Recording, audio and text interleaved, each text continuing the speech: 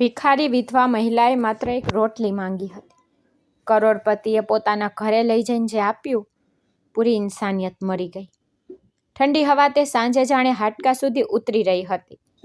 આકાશમાં કાળા વાદળો એવા જમા હતા, જાણે કોઈના જીવન પર દુઃખનો પડછાયો છવાઈ ગયો હોય. તે જ ઠંડી સાથે સાંજે એક ફાટેલી જૂની સફેદ સાડીમાં લપેટી, સુકાયેલા ચહેરા અને બુજાયેલી આંખોવાળી એક વિધવા મહિલા રસ્તાના કિનારે ઊભી હતી. તેનું નામ ગૌરી હતું.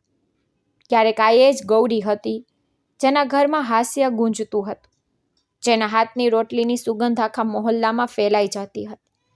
પરંતુ આજે સંજોગો એટલા બદલાઈ ગયા હતા કે એ જ ગૌરી જે ક્યારેક બીજાને જમાડતી હતી, આજે પોતે એક રોટલી માટે દર ભટકી રહી હતી. તેના પેટમાં કેટલાય દિવસોથી અન્નનો એક દાણો પણ ગયો નહોતો અને હવે તેની તાકાત જવાબ દઈ રહી હતી. પરંતુ જીવવાની મજબૂરી તેને વારંવાર ઊભી કરી દેતી હતી. તે દરેક દુકાન, દરેક ઘરની સામે જઈને હાથ જોડતી અને ધીમા અવાજે કહેતી, ભૈયા બસ એક રોટલી આપી દો ને, હું બહુ ભૂખી છું. પરંતુ લોકોની નજરો તેનાથી એવી રીતે બચતી જાણે તે કોઈ માણસ નહીં પણ એક બોજ હોય. કોઈ તેને ધક્કો મારીને ભગાડી દેતું, કોઈ મેણા મારતું કે કામ કેમ નથી કરતી, ભીખ કેમ માંગે છે. ને કેટલાક લોકો તો એવા પણ હતા જે તેની હાલત જોઈને હસી પડતા હતા, જાણે કોઈની મજબૂરી તેમનો તમાશો હોય. ઇન્સાનિયત જાણે તે રસ્તા પર ક્યાંક મરી ચૂકી હતી. ત્યારે જ તે રસ્તા પર એક કાળી ચમકતી કાર આવીને ઊભી રહી. ગાડીમાંથી એક ઊંચો સૂટ બૂટ પહેરેલો રૂઆબદાર ચહેરાવાળો માણસ ઉતર્યો, જેનું નામ વિક્રમસિંહ હતું, જે શહેરનો મોટો કરોડપતિ હતો, જેની પાસે સંપત્તિની કોઈ કમી નહોતી. પરંતુ દિલ કેવું છે એ કોઈ જાણતું નહોતું. ગૌરીએ ધ્રુજતા ડગલે તેની તરફ આગળ વધીને કહ્યું, સાહેબ બસ એક રોટલી આપી દો ને, હું બહુ ભૂખી છું. વિક્રમે પહેલાં તો તેને ઉપરથી નીચે સુધી જોઈ. તેની નજરમાં એક અજીબ પ્રકારની ઠંડક હતી. તેને થોડી સેકન્ડો સુધી ગૌરીને ધારીને જોઈ અને પછી ધીરેથી કહ્યું, મારી સાથે ચાલ. ગૌરી એક પળ માટે ગભરાઈ ગઈ. તેનું દિલ જોરથી ધબકવા લાગ્યું, પરંતુ ભૂખે તેના ડરને દબાવી દીધો અને તે ચૂપચાપ તેની પાછળ ચાલવા લાગી. કારના દરવાજા ખુલ્યા અને ગૌરી પહેલી વાર આવી મોંઘી ગાડીમાં બેઠી. તેને લાગતું હતું જાણે તે કોઈ બીજી દુનિયામાં આવી ગઈ હોય. થોડી જ વારમાં કાર એક મોટા આલિશાન બંગલા સામે જઈને ઊભી રહી. આટલું મોટું ઘર તેને જિંદગીમાં ક્યારેય જોયું નહોતું. અંદર દરેક વસ્તુ ચમકી રહી હતી. નોકર ચાકર દોડી રહ્યા હતા, પરંતુ તે ચમક વચ્ચે પણ એક અજીબ શાંતિ હતી. વિક્રમે કંઈ પણ બોલ્યા વગર ઈશારો કર્યો, અંદર આવ. ગૌરી ધીરે ધીરે અંદર ગઈ. તેના ડગલા ડરથી ધ્રુજી રહ્યા હતા. તેનું દિલ કહી રહ્યું હતું કે કંઈક બરાબર નથી, પરંતુ પેટની આગે દરેકને ડરને દબાવી દીધો. ત્યારે જ વિક્રમે નોકરને અવાજ આપ્યો, અને જમવાનું આપો. થોડી જ ક્ષણોમાં એક મોટી થાળી તેની સામે મૂકી દેવામાં આવી, જેમાં ગરમા ગરમ રોટલી, શાક અને કેટલાય પ્રકારની વાનગીઓ હતી. ગૌરીની આંખો ભરાઈ આવી. તેણે ધ્રુજતા હાથે રોટલી ઉપાડી અને જલ્દી ખાવા લાગી, જાણે દરેક કોળિયો તેની અંદર જીવ પૂરી રહ્યો હોય. દરેક કોળિયા સાથે તેની આંખોમાંથી આંસુ પડી રહ્યા હતા. પરંતુ તે જ પળે વિક્રમનો ઠંડો અવાજ ગુંજ્યો, તારે માત્ર એક રોટલી જોઈતી હતી. મેં તને પેટ ભરીને જમવાનું આપી દીધું. હવે બદલામાં તારે પણ કંઈક આપવું પડશે. આ સાંભળતા જ ગૌરીના હાથ રોકાઈ ગયા. તેનું દિલ જાણે એક પળ માટે થંભી ગયું. તેણે ડરતા વિક્રમ તરફ જોયું. તેની આંખોમાં હવે એક અજીબ ચમક હતી, જે ગૌરીને અંદર સુધી ડરાવી ગઈ. અને તે જ પળે તેને અહેસાસ થયો કે કદાચ તેણે એક રોટલી માટે બહુ મોટી કિંમત ચૂકવી દીધી છે. ગૌરીના હાથ ધ્રુજતા ત્યાં જ થંભી ગયા હતા. તેની આંગળીઓમાં પકડેલી રોટલી જાણે પથ્થર બની ગઈ હતી અને ગળામાં ફસાયેલો કોળિયો નીચે ઉતરવાનું નામ જ નહોતો લેતો.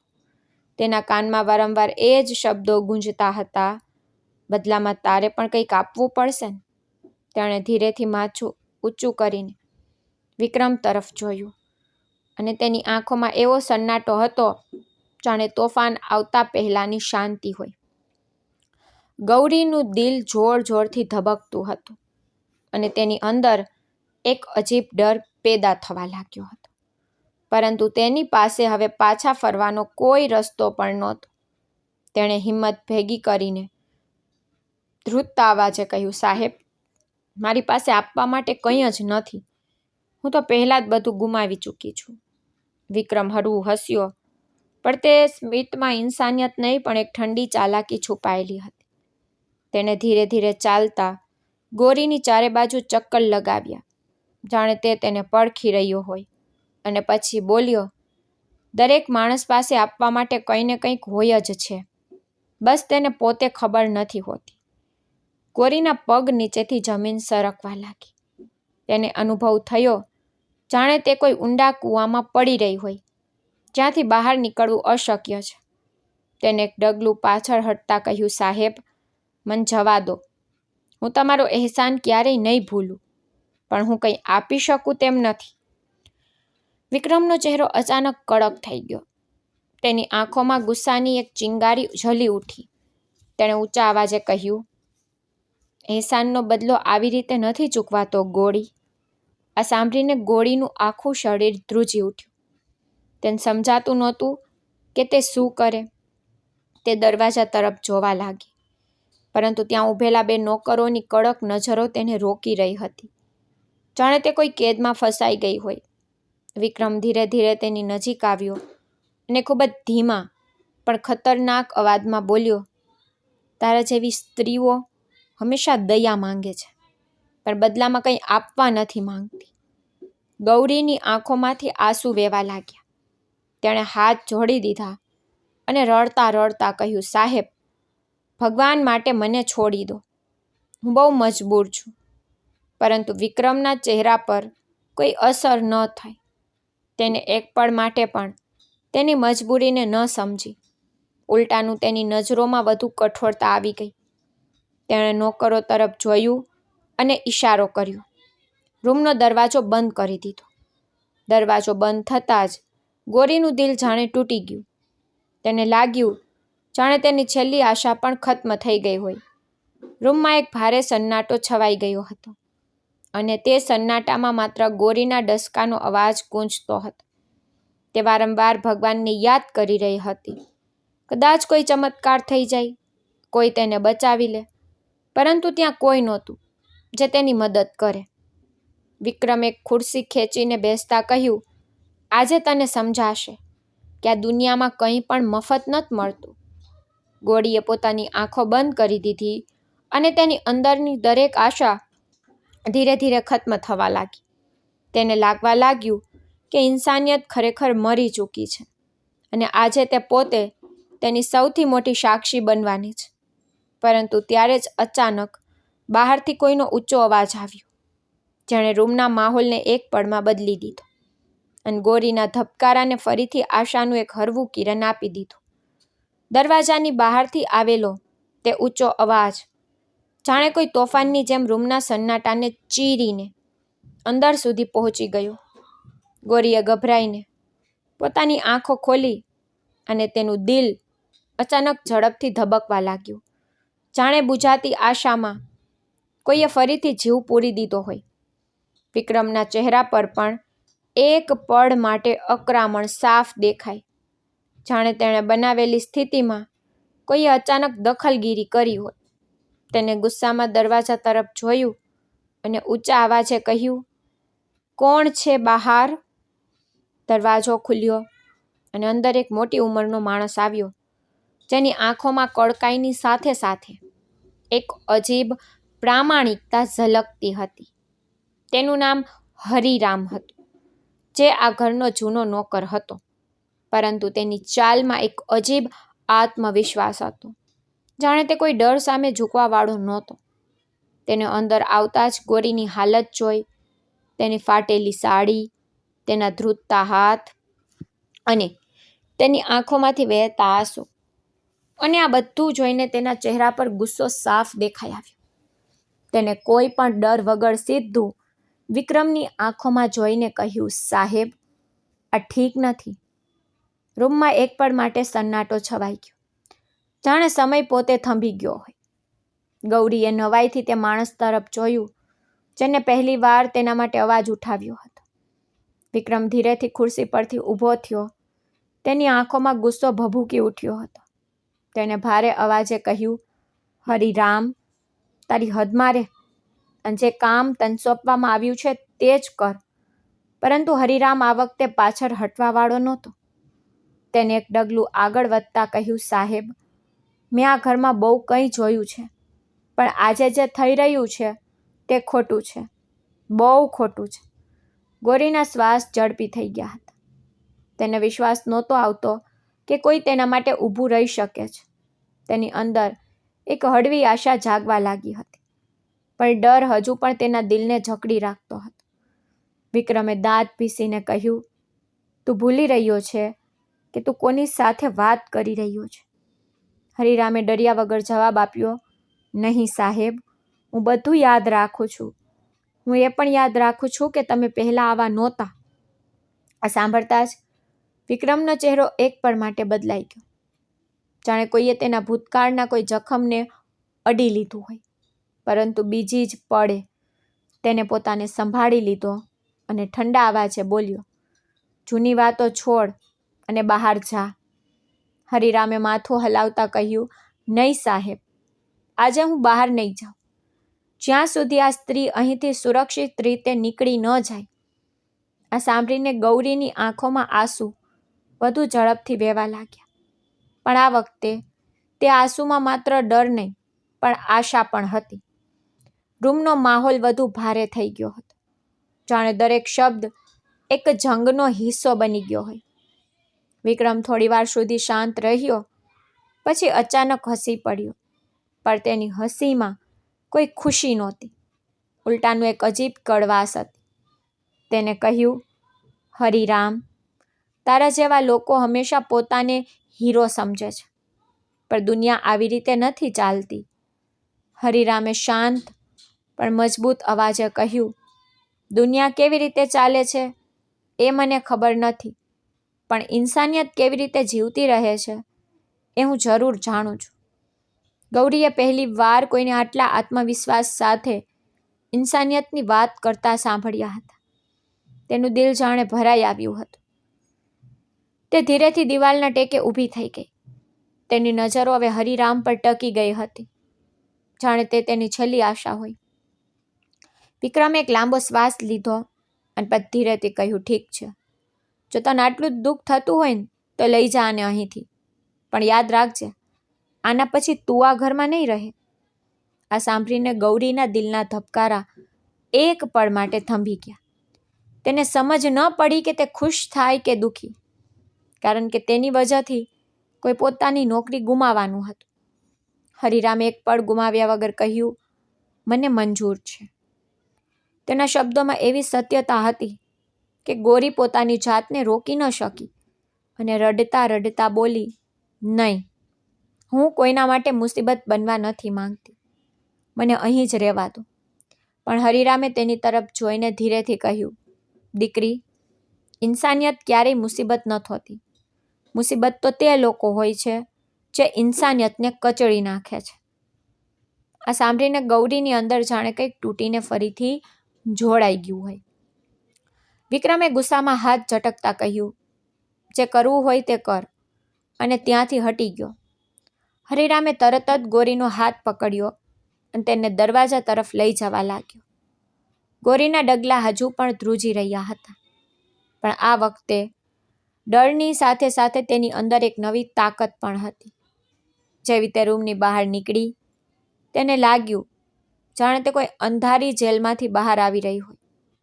ઘરના લાંબા ગલિયારામાંથી પસાર થતા હરિરામ તેને બહાર લઈ જઈ રહ્યો હતો, અને દરેક ડગલા સાથે ગૌરીના દિલમાંથી ડરનો એક હિસ્સો ઓછો થતો જતો હતો.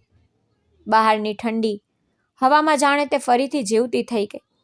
તેને આકાશ તરફ જોયું અને તેની આંખોમાંથી આંસુ ફરી વહેવા લાગ્યા. પણ આ વખતે તે આંસુમાં રાહત હતી. હરિરામ તેને ગેટ સુધી મૂકવા આવ્યો અને જતી વખતે બોલ્યો, દીકરી, આ દુનિયામાં બધા ખરાબ નથી હોતા. બસ સારા લોકો અવારનવાર ચૂપ રહે છે, પણ જ્યારે તેઓ બોલે છે ત્યારે અંધકાર પોતે પાછળ હટી જાય છે. ગોરીએ તેના પગે લાગવાની કોશિશ કરી, પણ તેને તરત જ તેને રોકી લીધી અને કહ્યું, આવું ના કર. બસ આગળ વધ અને તારી જિંદગીને ફરીથી જીવવાની કોશિશ કર. ગોરીએ ધ્રુજતા અવાજે ધન્યવાદ કહ્યા અને ધીરે ધીરે ત્યાંથી આગળ વધી ગઈ. પણ તેના દિલમાં હવે એક નવી વાર્તા જન્મી ચૂકી હતી. એક એવી વાર્તા જેમાં દર્દ હતું, ડર હતો, પણ આશા પણ હતી. અને કદાચ આ જ આશા આગળ જઈને તેના જીવનને એક નવો વળાંક આપવાની હતી. રાત વધુ ગહેરી થઈ ચૂકી હતી. આકાશમાં વાદળો હજુ પણ છવાયેલા હતા, પણ ક્યાંક દૂર આછી ચાંદની જાણે અંધકાર સાથે લડવાની કોશિશ કરી રહી હતી. ગોરી ધીરે ધીરે પેલા બંગલાથી દૂર જતી રહી હતી. તેના ડગલા લથડતા હતા, પણ દરેક ડગલા સાથે તેની અંદર એક અજીબ હલચલ પણ ચાલી રહી હતી, જાણે તેના જીવનની દિશા બદલવાની હોય. હજી થોડી વાર પહેલા સુધી તે પોતાની જાતને બિલકુલ એકલી અને નિર્ધાર સમજી રહી હતી, પણ હરિરામની વાતોએ તેના દિલમાં એક નાની એવી આશા જગાડી દીધી હતી. તેણે પોતાના ધ્રુજતા હાથે આંસુ લૂછ્યા અને પોતાની જાતને કહ્યું કે ના, હવે તે તૂટશે નહીં. ભલે સંજોગો ગમે તેટલા ખરાબ કેમ ન હોય, તે જીવવાની કોશિશ જરૂર કરશે. પરંતુ જિંદગી આટલી સરળ ક્યાં હતી? રસ્તા પર સન્નાટો હતો. ઠંડી હવા તેના શરીરને ચીરી રહી હતી અને ભૂખ હજુ પણ તેના પેટમાં આગની જેમ સળગી રહી હતી. તે ધીરે ધીરે ચાલતી રહી. તેને ખબર નહોતી કે તેને ક્યાં જવાનું છે. બસ તેના ડગલા તેને આગળ વધારી રહ્યા હતા, જાણે કોઈ અદૃશ્ય શક્તિ તેને ખેંચી રહી હોય. થોડે દૂર ચાલ્યા પછી તે એક જૂના મંદિર સામે પહોંચી ગઈ.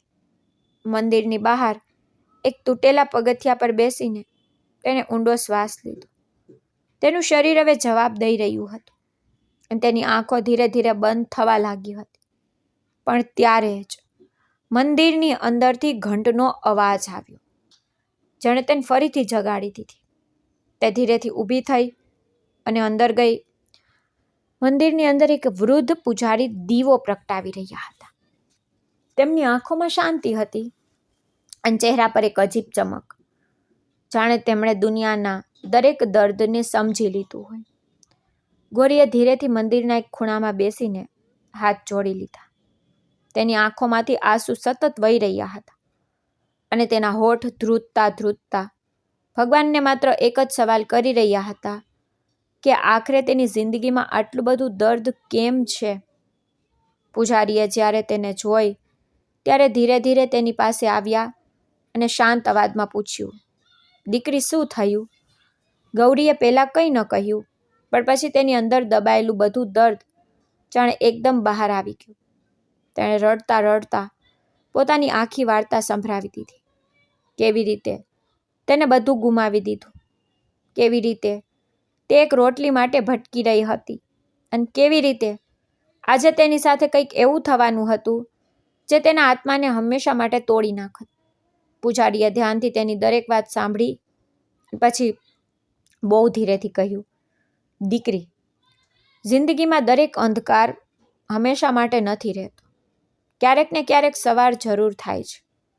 આ સાંભળીને ગૌરીની આંખોમાં એક આછી ચમક આવી, પણ તેના દિલમાં હજુ પણ ડર અને દર્દ ભરેલું હતું. પૂજારીએ તેને મંદિરની પાછળ બનેલા એક નાના રૂમમાં લઈ જઈને બેસાડી અને તેને થોડો પ્રસાદ અને પાણી આપ્યું.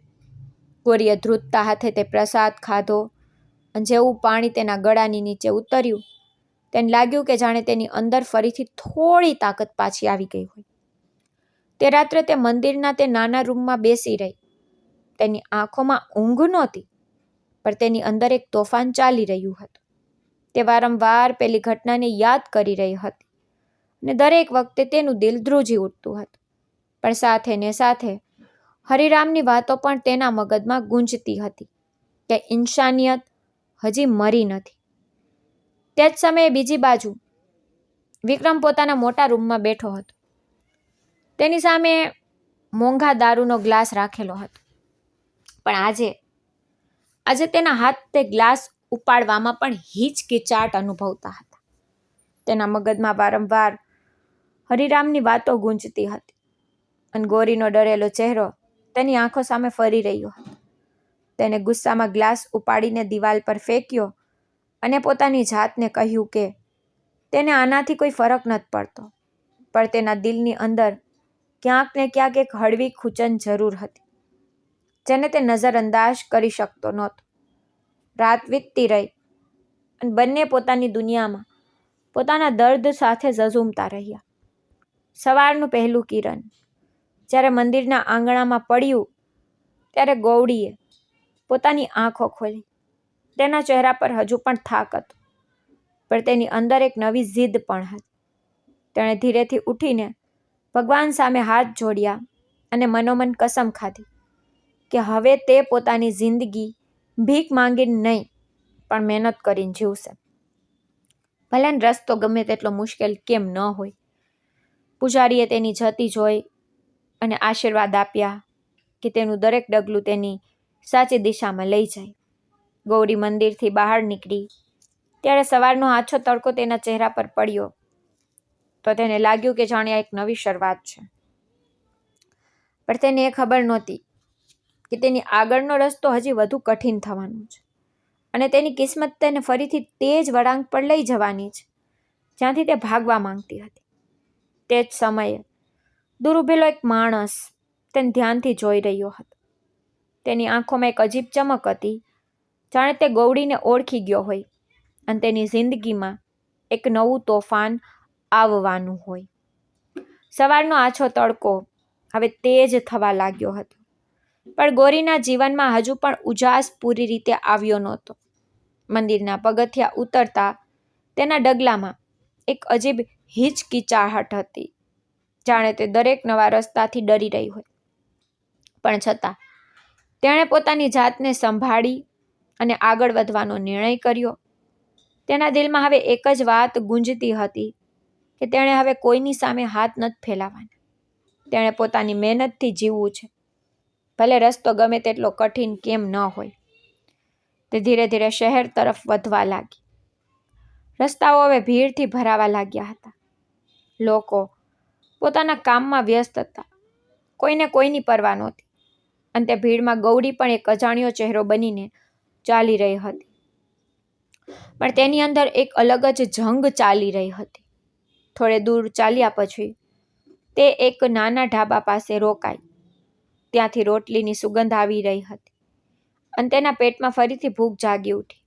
પણ આ વખતે તેણે પોતાની જાતને રોકી અને ઢાબાના માલિક પાસે જઈને ધીમેથી બોલી, "માલિક, મારે કામ જોઈએ છે.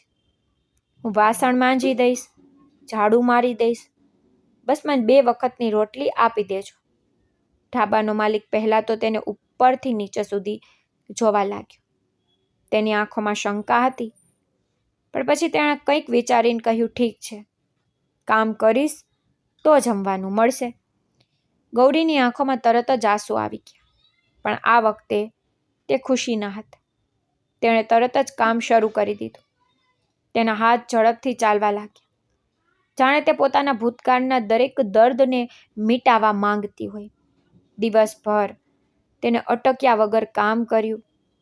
તેના હાથ છોલાઈ ગયા, તેના શરીરમાં દુખાવો થવા લાગ્યો, પણ તેને એકવાર પણ ફરિયાદ ન કરી, કારણ કે તેને ખબર હતી કે આ દર્દ તે દર્દ કરતાં નાનું છે જે તેને અત્યાર સુધી સહ્યું છે. સાંજ સુધી જ્યારે તેણે ઢાબાના બધા કામ પૂરા કરી લીધા તો માલિકે તેને 2 રોટલી અને થોડુંક શાક આપ્યું. ગૌરીએ તે જમવાનું એવી રીતે ખાધું જાણે આ તેની મહેનતની પહેલી જીત હોય. તેના ચહેરા પર એક હળવી મુસ્કાન આવી જે કદાચ ઘણા સમય પછી પાછી ફરી હતી, પરંતુ નસીબને કદાચ તેની આ નાનકડી ખુશી પણ મંજૂર નહોતી. તે જ સમયે ઢાબાની બહાર એક કાર આવીને ઊભી રહી. અને તેમાંથી તે જ માણસ ઉતર્યો જે સવારે મંદિર પાસે ઊભો રહીને તેને જોઈ રહ્યો હતો. તેનું નામ હતું રાકેશ, એક ચાલાક અને ધૂત માણસ જેની નજર હંમેશા બીજાની નબળાઈઓ પર ટકેલી રહેતી હતી. તેને ગોરીને જોઈ અને તેના ચહેરા પર એક ખતરનાક મુસ્કાન આવી ગઈ, જાણે તેને કોઈ નવો શિકાર મળી ગયો હોય. તે ધીરે ધીરે ઢાબાની અંદર આવ્યો અને માલિક સાથે કંઈક વાત કરવા લાગ્યો.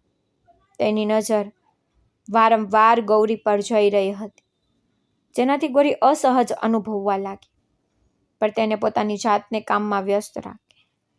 થોડી વાર પછી રાકેશ માલિક પાસે ગયો અને ધીમેથી બોલ્યો, આ સ્ત્રી ક્યાંથી આવી છે? માલિકે બેદરકારીથી કહ્યું, ખબર નથી. સવારે આવી હતી કામ માંગવા, તો લાખી લીધી. રાકેશની આંખોમાં એક ચમક આવી. તેણે ખિસ્સામાંથી થોડા પૈસા કાઢ્યા અને માલિકના હાથમાં થમાવી દીધા અને બોલ્યો, અને મારી સાથે મોકલી દે. મારે ઘરે કામ માટે સ્ત્રી જોઈએ છે. માલિકે વધારે વિચાર્યા વગર પૈસા જોયા અને તરત માની ગયો.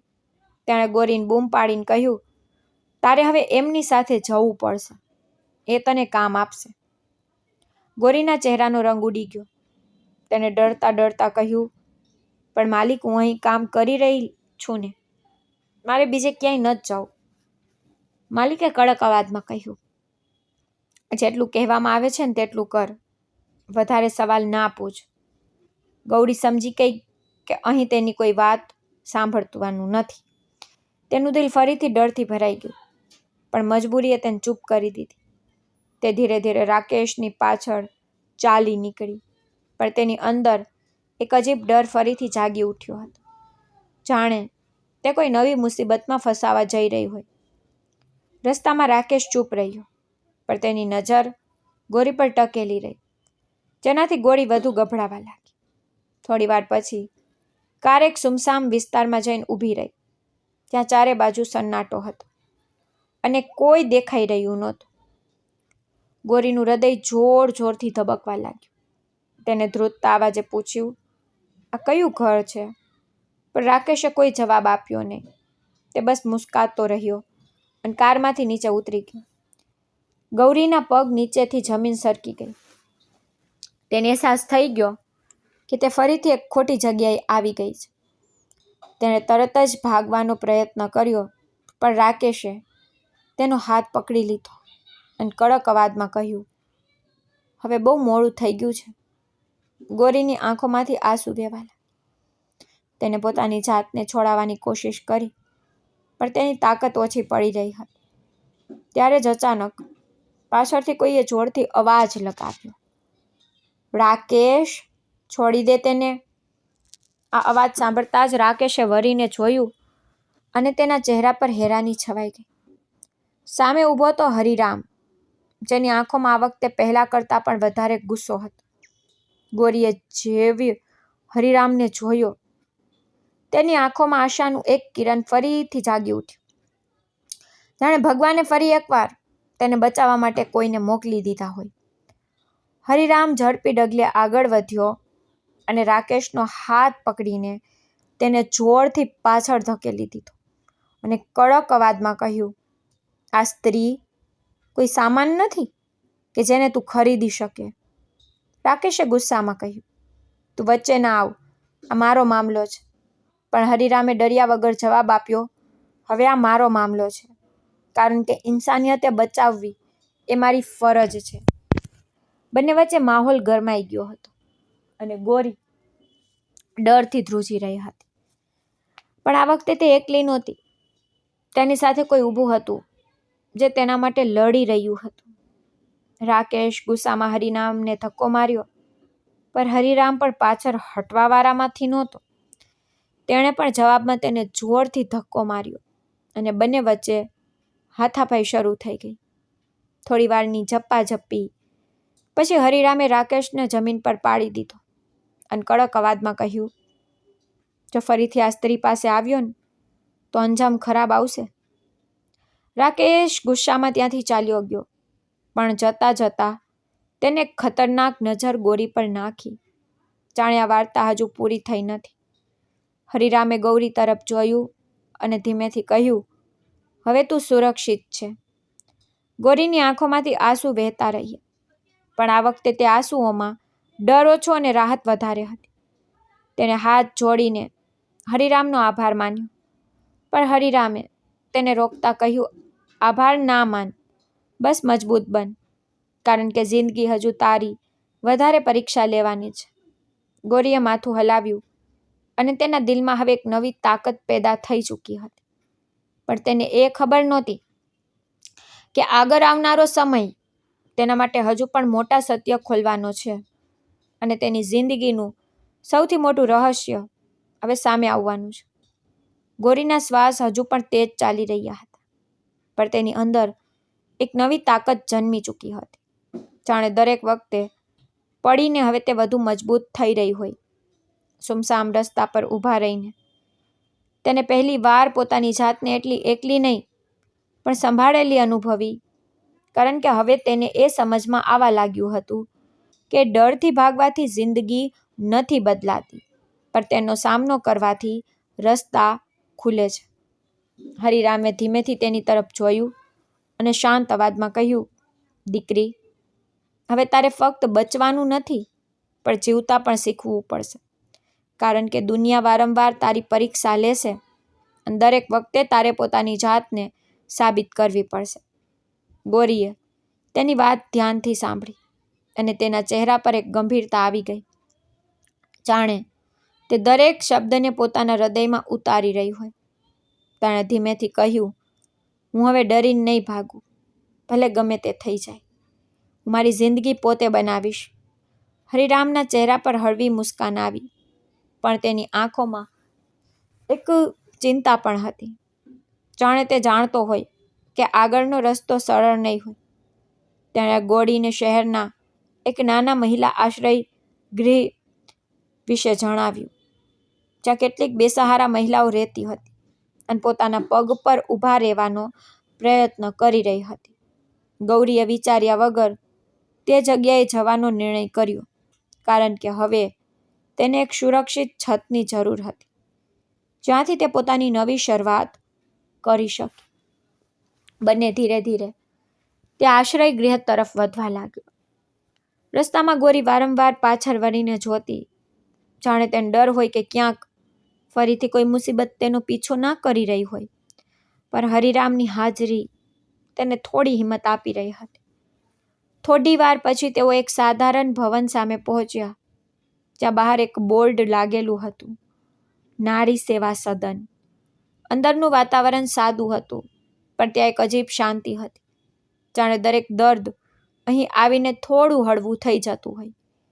ત્યાંના પ્રભારી એક મધ્યમ ઉંમરના મહિલા હતા, જેમનું નામ હતું સાવિત્રી દેવી. તેમની આંખોમાં કઠોરતા નહીં પણ પોતાપણું હતું. તેમણે ગૌરીની હાલત જોઈ અને વધારે સવાલ કર્યા વગર તેને અંદર રહેવાની અનુમતિ આપી દીધી. ગૌરીએ પહેલી વાર રાહતનો શ્વાસ લીધો, જાણે તેને લાંબા સમય પછી એક સુરક્ષિત જગ્યા મળી હોય.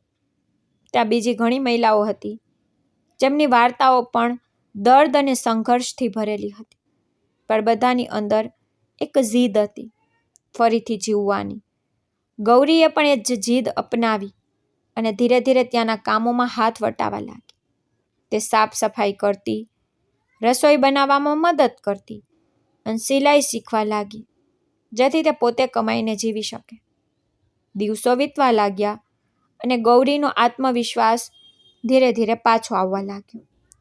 તેની આંખોમાં હવે ફક્ત આંસુ નહીં પણ એક નવી ચમક પણ દેખાવા લાગી હતી. પણ નસીબ હજુ પણ તેના માટે કંઈક બીજું જ વિચારી રહ્યું હતું. બીજી તરફ વિક્રમ પોતાના મોટા બંગલામાં બેઠો હતો, પણ હવે તેના ચહેરાની રોબદાર કડકાઈમાં એક અજીબ બેચેની સામેલ થઈ ગઈ હતી.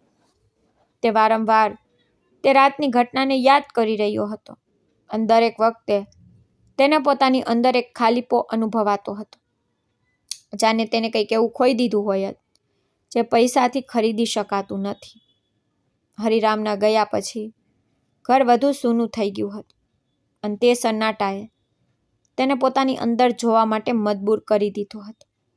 તેને ઘણીવાર પોતાની જાતને સમજાવવાનો પ્રયત્ન કર્યો કે તેને કંઈ ખોટું નથી કર્યું, પણ તેના હૃદયના ઊંડાણમાં એક અવાજ તેને વારંવાર ખોટો સાબિત કરી રહ્યો હતો. તે જ બેચેનીમાં તેને પોતાના જૂના કાગળો તપાસવાનું શરૂ કર્યું અને ત્યારે જ તેને એક જૂની ફાઇલ મળી જેને તેને વર્ષોથી ખોલી નહોતી. જેવી તેણે તે ફાઇલ ખોલી, તેના ચહેરાનો રંગ બદલાઈ ગયો, કારણ કે તેમાં તેની જિંદગીનું એક એવું સત્ય છુપાયેલું હતું જેને તેને હંમેશા નજરઅંદાજ કર્યું હતું. તે ફાઇલમાં એક જૂની તસવીર હતી, એક સાધારણ સ્ત્રીની જેના ચહેરા પર માસુમિયત હતી, અને તેની પાસે ઊભેલો એક ગરીબ જેવો માણસ અને તેમની સાથે એક નાનકડી બાળકી. વિક્રમની આંખો તે તસવીર પર ટકી ગઈ અને તેના હાથ ધ્રુજવા લાગ્યા. જાણે કોઈ દબાયેલો ભૂતકાળ અચાનક સામે આવી ગયો હોય. તેની આંખોમાં પહેલી વાર ભેજ દેખાયો અને તેના હોઠમાંથી ધીમેથી નીકળ્યું, આ કેવી રીતે હોઈ શકે? તે જ સમયે બીજી તરફ આશ્રય ગૃહમાં ગૌરી પોતાની જિંદગીને નવેસરથી સંવારવામાં લાગેલી હતી, પણ તેને ખબર નહોતી કે તેની જિંદગીનું સૌથી મોટું રહસ્ય હવે ધીરે ધીરે ખુલવાનું છે. અને તે રહસ્ય સીધું જોડાયેલું હતું તે જ માણસ સાથે જેનાથી તે નફરત કરવા લાગી હતી. એક સાંજ જ્યારે ગૌરી સિલાઈ શીખી રહી હતી ત્યારે જ સાવિત્રી દેવી તેની પાસે આવ્યા અને બોલ્યા, તને કોઈ મળવા આવ્યું છે. ગૌરી ચોંકી ગઈ, કારણ કે હવે આ દુનિયામાં તેનું કોઈ નહોતું જે તેને મળવા આવે. તે ધીરે ધીરે બહાર આવી અને જેવી તેની નજર સામે ઊભેલી વ્યક્તિ પર પડી, તેના ચહેરાનો રંગ ઉડી ગયો, કારણ કે સામે હતો વિક્રમ. તેની આંખોમાં આ વખતે પેલી ઠંડક નહોતી, પણ એક અજીબ બેચેની અને પસ્તાવો હતો. ગૌરીના દિલમાં ફરીથી ડર જાગી ઉઠ્યો, પણ આ વખત તેની અંદર હિંમત પણ હતી. તેને પોતાને સંભાળી ને કડક અવાજમાં કહ્યું, તમે અહીં કેમ આવ્યા છો? વિક્રમ થોડીવાર ચૂપ રહ્યો, જાણે તે શબ્દો શોધી રહ્યો હોય. પછી ધીમેથી બોલ્યો, મારે તારી સાથે કંઈક જરૂરી વાત કરવી છે. ગૌરીએ તેની આંખોમાં જોયું અને તેને પહેલીવાર લાગ્યું કે આ એ જ માણસ નથી જેને તેને તે રાત્રે ડરાવી હતી, પણ બીજું કોઈ છે જે અંદરથી તૂટી રહ્યું છે. પણ તે હવે સહેલાઈથી ભરોસો કરવાની નહોતી. તેણે સખ્તાઈથી કહ્યું, જે કેવું હોય તે અહીં જ કહો, હું તમારી સાથે ક્યાંય નહીં આવું. વિક્રમે માથું નમાવી દીધું અને ધીમેથી કહ્યું, મારે સત્ય કહેવું છે, એક એવું સત્ય જે કદાચ તારી આખી જિંદગી બદલી નાખશે. આ સાંભળીને ગૌરીની અંદર એક અજીબ બેચેની પેદા થઈ, જાણે કોઈ અજાણ્યું તોફાન તેની નજીક આવી રહ્યું હોય અને તે ઈચ્છવા છતાં તેનાથી બચી નહીં શકે. ગૌરીનું દિલ ઝડપથી ધબકવા લાગ્યું અને તેની આંખો વિક્રમના ચહેરા પર ટકી ગઈ, જાણે તે તેના દરેક ભાવને વાંચી લેવા માંગતી હોય. હવામાં એક અજીબ ખામોશી હતી જે બંનેની વચ્ચે ઊભી રહીને દરેક શબ્દને ભારે બનાવી રહી હતી. ગૌરીએ પોતાને સંભાળતા કડક અવાજમાં કહ્યું, જે કેવું હોય તે સાફે સાફ કહો, મારી પાસે હવે ડરવાનો સમય નથી. વિક્રમે ધીરેથી માથું ઊંચું કર્યું. તેની આંખોમાં આ વખતે અહંકાર નહીં પણ પસ્તાવાની ઊંડી પડછાઈ હતી. તેણે ધ્રુજતા અવાજે કહેવાનું શરૂ કર્યું કે કદાચ તને મારાથી નફરત કરવાનો પૂરો હક છે અને કદાચ હું તેને લાયક પણ છું, પણ જે સત્ય હું કહેવા આવ્યો છું તે સાંભળવું તારા માટે જરૂરી છે. ગૌરી ચૂપ રહી, પણ તેની અંદર સવાલોનું તોફાન ઉઠી ચૂક્યું હતું. વિક્રમે કુંડો શ્વાસ લીધો અને બોલ્યો, વર્ષો પહેલા જ્યારે હું આટલો અમીર નહોતો ત્યારે મારી જિંદગી બિલકુલ અલગ હતી. હું એક નાના ઘરમાં રહેતો હતો. મારી પાસે વધારે પૈસા નહોતા, પણ મારી પાસે એક પરિવાર હતો. એક પત્ની હતી જે મને બહુ પ્રેમ કરતી હતી અને એક નાનકડી બાળકી હતી જે મારી દુનિયા હતી. ગૌરીની આંખો સંકોચાઈ ગઈ. તેને સમજાતું નહોતું કે તે આ બધું કેમ કહી રહ્યો છે, પણ તેના દિલમાં એક અજીબ બેચેની વધતી જતી હતી. વિક્રમે આગળ કહ્યું, હું મારી મહત્વાકાંક્ષાઓમાં એટલો આંધળો થઈ ગયો હતો કે મેં મારા જ પરિવારને નજરઅંદાજ કરવાનું શરૂ કરી દીધું. મને ફક્ત પૈસા જોઈતા હતા, મોટું નામ જોઈતું હતું, અને તે જ લાલચમાં મેં મારા ઘરને ધીરે ધીરે તૂટવા દીધું. એક દિવસ એવો આવ્યો જ્યારે મેં મારી પત્ની અને બાળકીને છોડી દીધા અને શહેરમાં આવી ગયો, એ વિચારીને કે જ્યારે હું બધું મેળવી લઈશ ત્યારે તેમને પાછા લઈ આવીશ. પણ તે દિવસે ક્યારેય ના આવ્યો. ગૌરીના દિલના ધબકારા હજુ તેજ થઈ ગયા. તેને એવું લાગી રહ્યું હતું જાણે આ વાર્તા ક્યાંક ને ક્યાંક તેની પોતાની જિંદગી સાથે જોડાઈ રહી હોય. વિક્રમની આંખોમાંથી આંસુ નીકળી પડ્યા. તેણે ધ્રુજતા ધ્રુજતા કહ્યું, જ્યારે હું પાછો ગયો ત્યારે ત્યાં કંઈ જ બચ્યું નહોતું. ના મારું ઘર, ના મારો પરિવાર, બધું જ ખત્મ થઈ ચૂક્યું હતું અને હું તેમને ક્યારેય શોધી ના શક્યો. ગૌરીનો ચહેરો પીળો પડી ગયો. તેના શ્વાસ ભારે થવા લાગ્યા અને તેની અંદર એક અજીબ ડર પાંગળવા લાગ્યો, જાણે કોઈ સચ્ચાઈ હવે સામે આવવાની હોય જેનાથી તે બચી નહીં શકે. વિક્રમે ખિસ્સામાંથી તે જ જૂની તસવીર કાઢી અને તેને ગૌરી તરફ વધારી દીધી. તેના હાથ ધ્રુજી રહ્યા હતા, જાણે તે પોતે પણ તે સત્યથી ડરી રહ્યો હોય. ગૌરીએ ધીરેથી તે તસવીર લીધી અને જેવી તેની નજર તે તસવીર પર પડી, તેનું આખું શરીર શૂન્ય થઈ ગયું. તેની આંખો ફાટી ગઈ અને તેના હાથ ધ્રુજવા લાગ્યા, કારણ કે તે તસવીરમાં જે નાનકડી બાળકી હતી તે જ હતી તે પોતે. તેના હોઠ ધ્રુજવા લાગ્યા અને તેની આંખોમાંથી આંસુ વહેવા લાગ્યા. તેણે ધ્રુજતા અવાજે કહ્યું, આ કેવી રીતે હોઈ શકે? વિક્રમે માથું નમાવી દીધું અને તૂટતા અવાજમાં કહ્યું, કારણ કે તું તે જ બાળકી છે. ગૌરી, તું મારી દીકરી છે.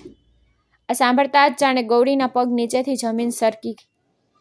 તેનું મગજ શૂન્ય થઈ ગયું હતું અને તેનું દિલ જાણે એકસાથે 1000 ટુકડામાં તૂટી ગયું. તે કેટલીક ક્ષણો સુધી ત્યાં જ ઊભી રહી, જાણે તેની દુનિયા થંભી ગઈ હોય. તેને સમજાતું નહોતું કે તે આ સત્યને કેવી રીતે સ્વીકારે. એક તરફ તે માણસ હતો જેણે તેને તે રાત્રે અપમાનિત કરવાની કોશિશ કરી અને બીજી તરફ તે જ માણસ તેનો પિતા નીકળ્યો. તેની અંદર ગુસ્સા અને દર્દનો જ્વાળામુખી ફાટી નીકળ્યો. તેણે જોરથી કહ્યું, ના, આ જૂઠ છે. તમારા જેવા માણસ મારા પિતા ના હોઈ શકે. જેણે પોતાની દીકરી સાથે આવો વ્યવહાર કર્યો તે પિતા કહેવાને લાયક નથી. વિક્રમની આંખોમાંથી આંસુ વહેતા રહ્યા. તેને કંઈ કહેવાની કોશિશ કરી પણ શબ્દો તેના ગળામાં જ અટકી ગયા. ગૌરીનું શરીર ધ્રુજી રહ્યું હતું. તેનું દિલ તૂટી ચૂક્યું હતું અને તેની આંખોમાં હવે ફક્ત નફરત હતી. તેણે તસવીરને જમીન પર ફેંકી દીધી અને પાછળ હટતા કહ્યું, તમે મારા માટે મરી ચૂક્યા છો. જે દિવસે તમે અમને છોડ્યા હતા તે જ દિવસે આપણો સંબંધ ખત્મ થઈ ગયો. વિક્રમ ઘૂંટણીએ બેસી ગયો. તેની આંખોમાં પસ્તાવાનો સાગર ઉમટી રહ્યો હતો. તેને હાથ જોડીને કહ્યું, મને માફ કરી દે. મેં બહુ મોટી ભૂલ કરી છે. હું મારા જ પાપોમાં આંધળો થઈ ગયો હતો. પણ હવે જ્યારે મને સત્ય ખબર પડી છે તો મારી જાતને માફ નથી કરી શકું. ગોળીએ કડક નજરોથી તેની તરફ જોયું અને કહ્યું, માફી તે લોકોને મળે છે જે ઇન્સાનિયતને સમજે છે. તમે તો તેને વર્ષો પહેલાં મારી નાખી હતી. તેના શબ્દો તીરની જેમ વિક્રમના દિલમાં ઉતરી ગયા અને તે ત્યાં જ તૂટીને બેસી ગયો. આશ્રય ગૃહની બહાર ઊભેલા સાવિત્રી દેવી આ બધું જોઈ રહ્યા હતા.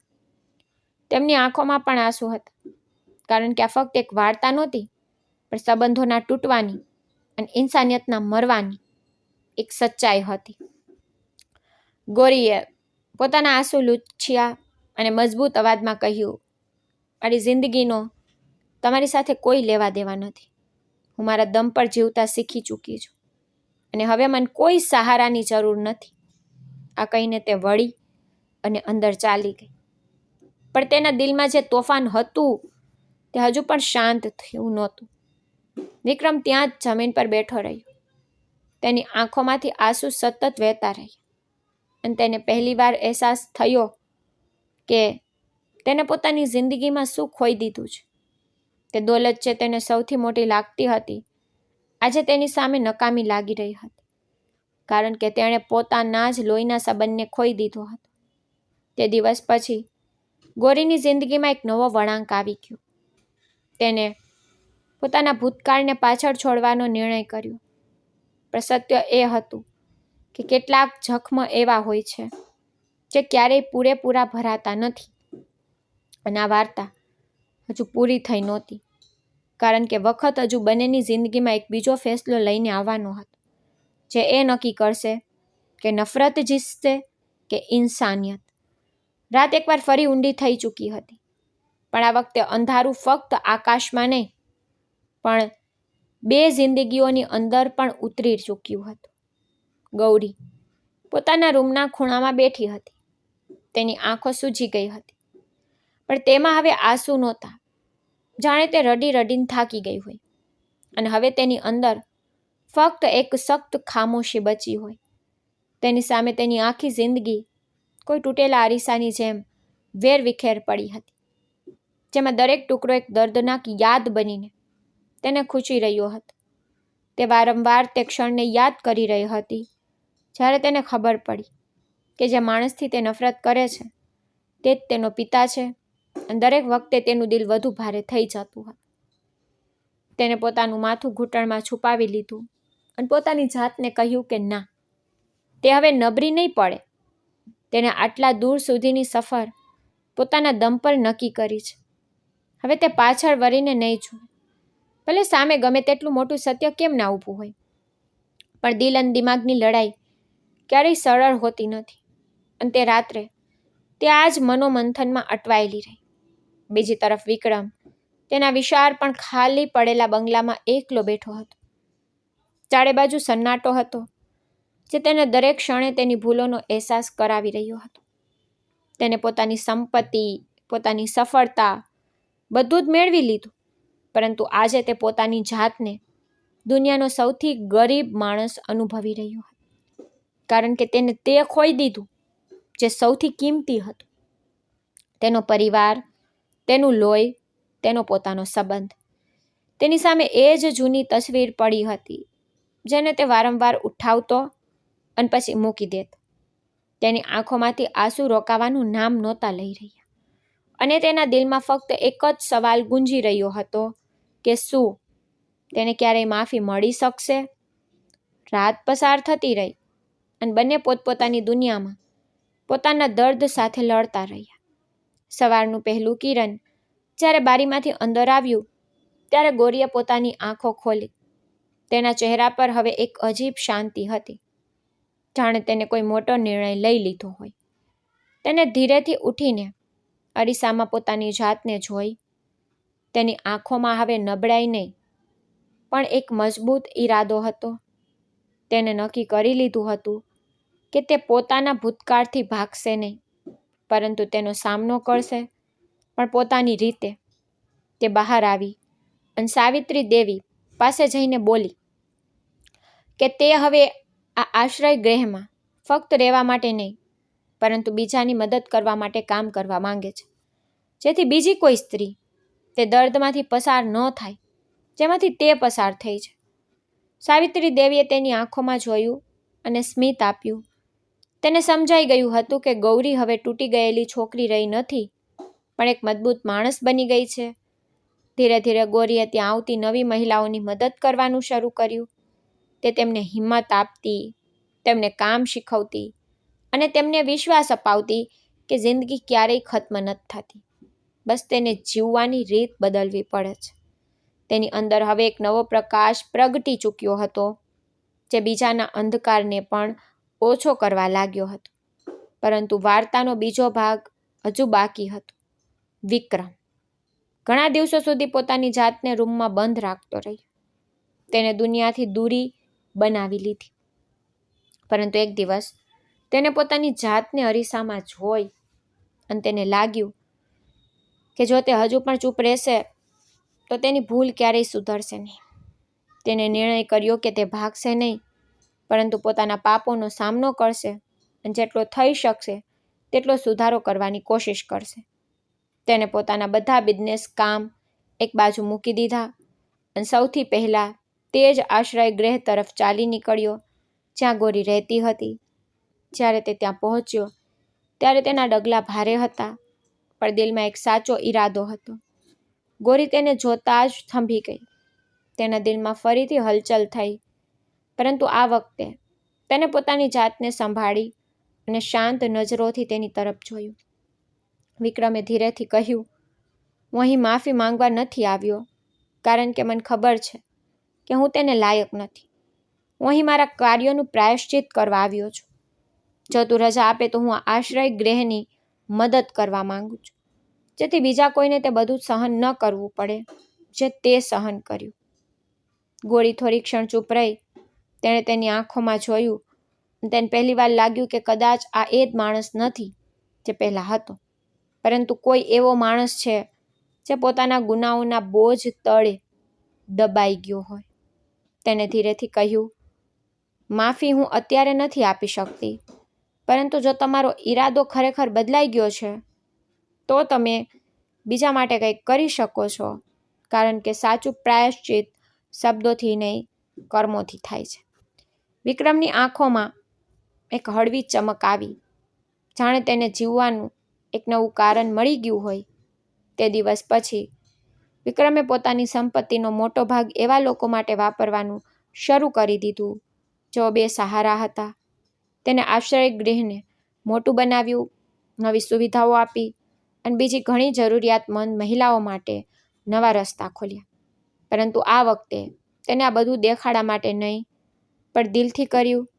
સમય ધીરે ધીરે વીતવા લાગ્યો અને બંનેની જિંદગી પોતપોતાના રસ્તા પર આગળ વધવા લાગી.